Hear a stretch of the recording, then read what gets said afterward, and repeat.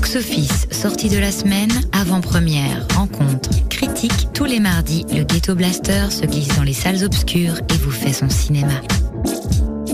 Et toute l'équipe ciné est déjà dans les studios. Bonjour l'équipe cinéma. Bonjour Simon. Comment allez-vous ? Ça va. C'est un petit ça va, ça. Tranquille. Petit début de semaine, puisque la semaine vient tout juste de commencer. C'est ça, puis vous, c'est pas votre dernière, vous nous collez encore au bas. Techniquement, c'est la dernière, mais après, on va parler ciné tout le mois de juillet. Non, oui, c'est ça. On s'arrête pas, nous. Ouais. Non, on non, c'est bien. Jusqu'à fin juillet, on sera avec nos auditeurs, sans doute. Pour notre plus grand bonheur. Du coup, qu'est-ce qu'il y a au programme ce soir ?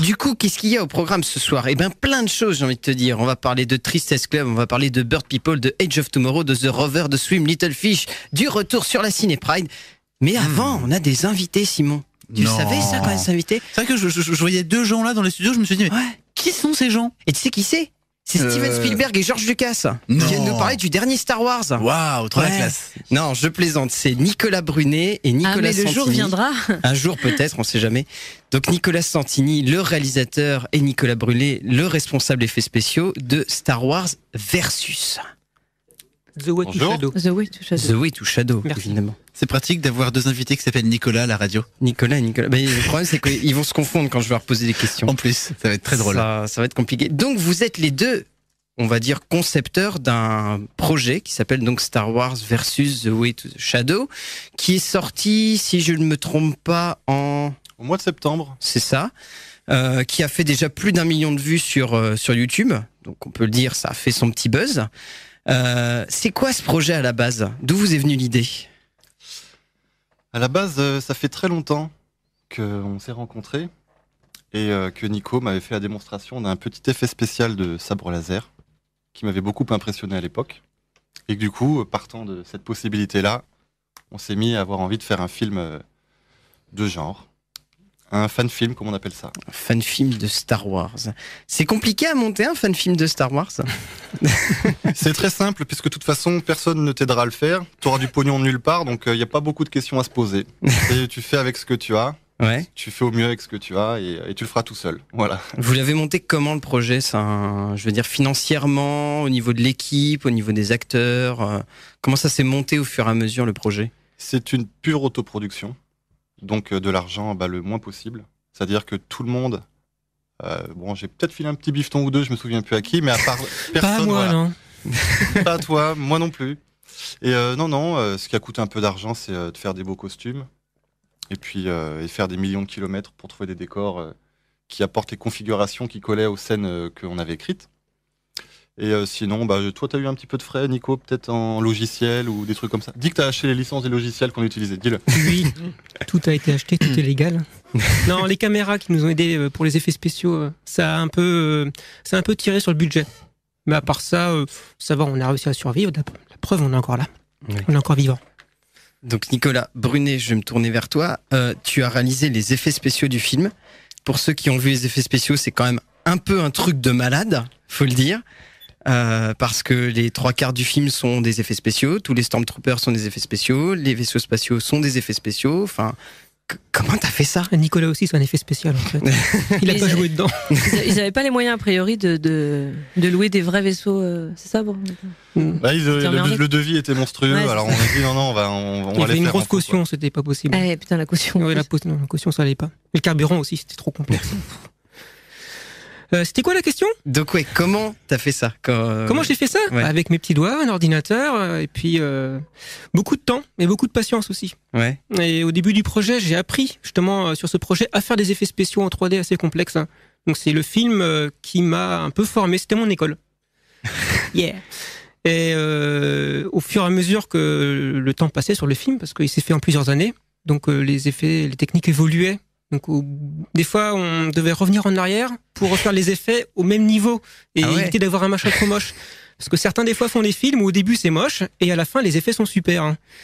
Mais nous, on essaie de garder une constance du début à la fin. Donc voilà. Ok. Est-ce que vous avez des anecdotes de tournage ?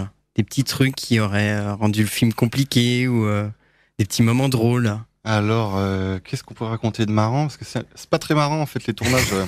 Tous les gens qui pensent qu'on s'amuse alors que on est en train de marcher avec les escabeaux pour faire des plans de haut, les costumes. Il faut pas traîner les machins. On n'a pas d'assistant ni rien. On mange pas pour tourner le plus de points possible dans la journée. Donc c'est pas hyper fun. Si, il y avait une super blague. Le grand méchant du film, c'est un acteur nantais qui s'appelle Régis Mazeri, qui a fait une vanne. Pour moi, s'il y en a qu'une, je vais la dire.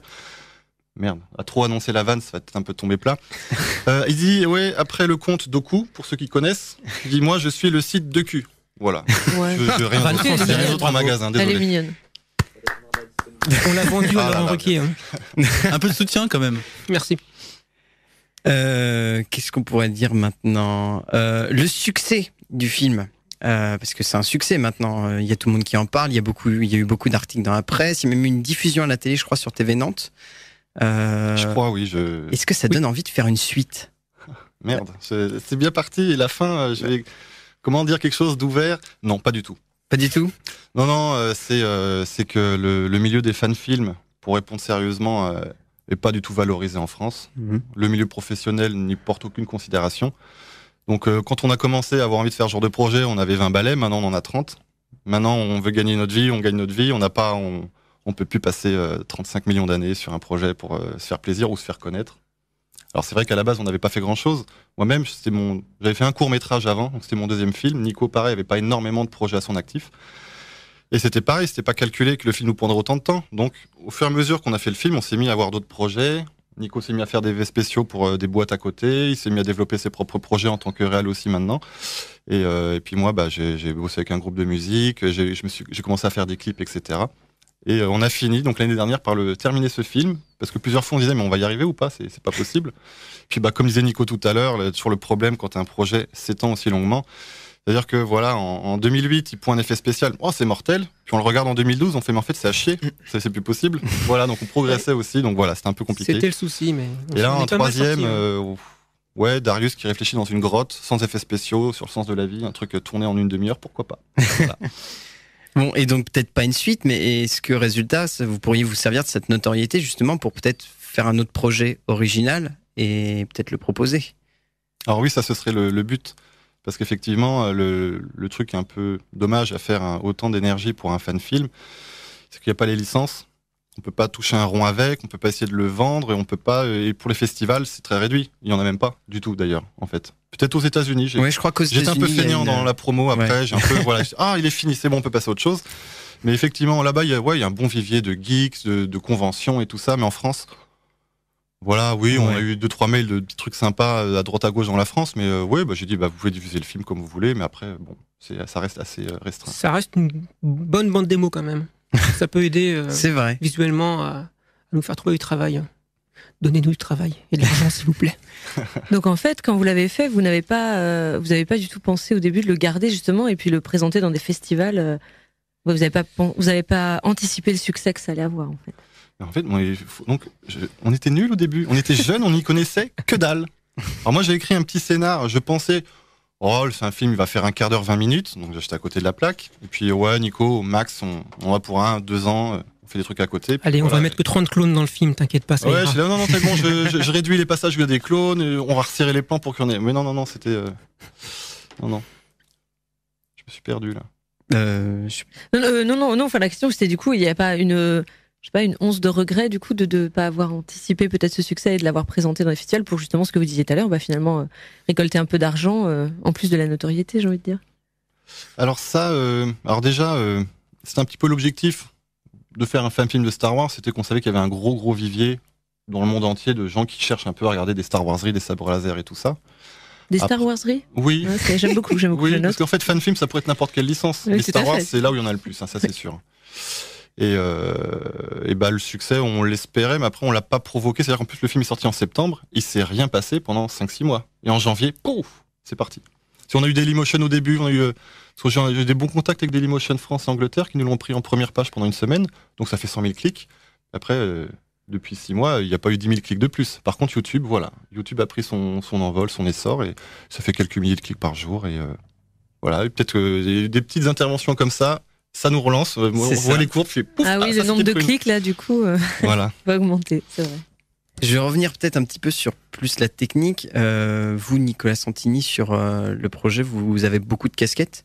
Vous êtes l'acteur principal, vous êtes chorégraphe, vous êtes réalisateur, scénariste. En fait, à nous deux, on fait toutes les casquettes en fait. Ouais, donc ça, c'est réglé. Alors il y a mes casquettes et puis le reste, c'est Nico. Mes casquettes sont vertes fluo. Petite blague. Est-ce que justement pour chacun, ça peut être une question pour vous deux, porter autant de casquettes, ça fait pas énormément de boulot et énormément de responsabilités? Oui. Non, c'était effectivement complètement inconscient de notre part. Oui. Et aussi surtout pour Nico, qui lui, ça lui faisait une somme de travail qui normalement sont répartis dans une équipe où il y a le modélisateur, il y a le mec qui va faire le compositing, il y a le mec qui va faire l'animation, machin, puis Nico qui fait tout, donc ça prend énormément de temps. Donc on achetait des PC pour qu'il puisse calculer des rendus pendant qu'il en bosse d'autres, etc. Et moi, en ce qui me concerne, oui, j'ai des gros regrets d'être devant et derrière la caméra pour mon presque premier film. C'était, tu découvres les rushs en rentrant chez toi, tu fais merde, mais pourquoi on m'a pas dit que ça le faisait pas du tout, ça, j'étais tout seul, voilà. Ah, c'est tous une question pour moi. Bah oui. Avoir autant de casquettes, la seule casquette que j'avais, c'était pour les effets spéciaux. Donc, comme le disait Nicolas, il fallait tout gérer, de A à Z, au niveau visuel. Et c'était assez éprouvant, et c'est pour ça qu'on a mis plusieurs années pour terminer le film. Oui, toute la faute me revient, en fait. Mais voilà, alors le problème aussi, c'est qu'au début, on avait demandé à certaines personnes de nous aider. Des jeunes, des étudiants, mais le souci, c'est qu'ils n'avaient pas le niveau technique pour nous suivre et pouvoir avoir un résultat assez impressionnant pour pouvoir l'utiliser pour le film. Malheureusement, on n'a pas pu avoir beaucoup d'aide au début. On en a eu un peu vers la fin pour 2 ou 3 plans de compositing où il fallait retoucher et rotoscoper le personnage, c'est-à-dire faire un masque autour de la personne, image par image, pendant tant de secondes. C'est assez éprouvant. Et moi, à la fin, j'en avais marre. Donc, j'ai demandé à des amis qui bossent d'ailleurs maintenant professionnellement pour des gros studios de me faire ça, en contrepartie d'autres travail. Donc, du coup, ça m'a enlevé une petite épine du pied à la fin. Oui, alors, toute petite l'épine, parce qu'ils ont peut-être ils t'ont épargné 15 heures de boulot sur 1 million d'heures. Oui, c'était... Oui, donc 3 plans sur environ 900 plans. Voilà. C'est ça. Comment on fait un Star Wars? Ça, c'est ma grande question de fan de Star Wars. Comment on écrit des personnages qui sont dans l'univers Star Wars? Comment on écrit une histoire qui rentre dans l'univers Star Wars? Comment on crée un méchant qui est dans l'univers Star Wars? Comment on fait ça? Eh ben justement, je l'ai pas vraiment fait, et c'est pour ça que les gens qui se plaignent, qui aiment pas le film, c'est parce qu'ils sont extrêmement attachés au code, à la tonalité de Star Wars, qui est pas du tout la mienne. Moi, si en regardant le film, les gens pourraient comprendre que mon influence est plus proche de celle de Matrix, par exemple, que ça soit en termes de cadrage, de réal, d'intensité dramatique. Moi, j'aime pas quand il se passe une action sérieuse et puis qu'on fait des vannes, machin. Moi, ça m'intéresse pas trop. J'aime bien le premier degré assumé, etc. Et après, j'ai pas forcément écrit des personnages qui sont très Star Wars-esques, puisque c'est une histoire que j'aurais pu placer dans n'importe quel contexte. Ça aurait pu être des samouraïs, ça aurait pu être des gangsters, Far West, peu importe. Et on prend Star Wars pour les clics et pour la base fan que ça représentait. Et après, c'est pour ça c'est pas forcément extrêmement typé Star Wars. Alors après, effectivement, Jedi un peu ténébreux, machin. Oui, je m'inscris quand même dans la continuité des vrais films qui existent, et en respectant quelques codes, mais les codes de gadgets, quoi, les codes. Mais après, effectivement, la façon dont les personnages ont des relations les uns avec les autres, etc., c'est pas très Star Wars-esque. Il y a Thomas qui a toujours une question pour clôturer les interviews. Non, malheureusement, j'en ai pas, parce que Star Wars, vraiment, c'est... Ah oui, mais tu sais, la tienne est beaucoup plus généraliste. Je connais pas question très sur les bien. films. Ah oui, d'accord, je pensais pas à celle-ci. Oui, oh, ça n'a pas vraiment de rapport avec notre affaire, mais est-ce que vous pouvez nous donner un film parmi tous ceux que vous avez vus les derniers mois qui vraiment ressort du lot? Un film vu au cinéma, j'entends. Vas-y, à toi d'abord, Nico, il me faut le temps de réflexion. Maléfique. Non, je déconne. Un film vu au cinéma? Ah, malheureusement, j'en ai pas parce que je vais rarement au cinéma. Bon, alors, et sinon... j'ai beaucoup de retard. Et un que j'ai vu dernièrement, 10 ans après tout le monde, c'était Scott Pilgrim contre le reste du monde. Que j'ai vraiment beaucoup apprécié, et ça m'a... j'ai eu une grosse claque. Parce que ça sortait de tout ce qui se passait au cinéma. L'univers sortait de tout l'espèce de déchet qu'on a continuellement au cinéma. Donc du coup, ça sortait du lot. Et c'était assez rafraîchissant. Donc voilà, c'est mon coup de cœur. Eh ben moi, j'ai adoré The Edge of Tomorrow, mais je vais rien dire, sinon je vais te pourrir ta chronique. On en parle. J'ai bien compris juste après, là. C'est ça. Vous pouvez répéter juste à nos auditeurs, du coup, le titre du film et où est-ce qu'ils peuvent le trouver? Alors, ça s'appelle Versus The Way to Shadow. Et maintenant, il est bien référencé. Si on tape ça dans Google, a priori, on a le choix entre le mater sur Dailymotion, YouTube ou Je crois que c'est tout. Tu l'as mis sur Vimeo, mais on s'en fout de Aussi, Vimeo. mais il y a personne qui va le voir. On s'en fout. Ouais, ça sert à rien. Mais donc, il est bien visible. Merci, Nicolas et Merci Nicolas, à vous. d'être venus nous parler de ce film. On va pas quitter totalement l'univers Star Wars, parce que Simon, je crois qu'on a une petite musique qui est plutôt cool. Oui. Tu voudrais pas la mettre ? Si.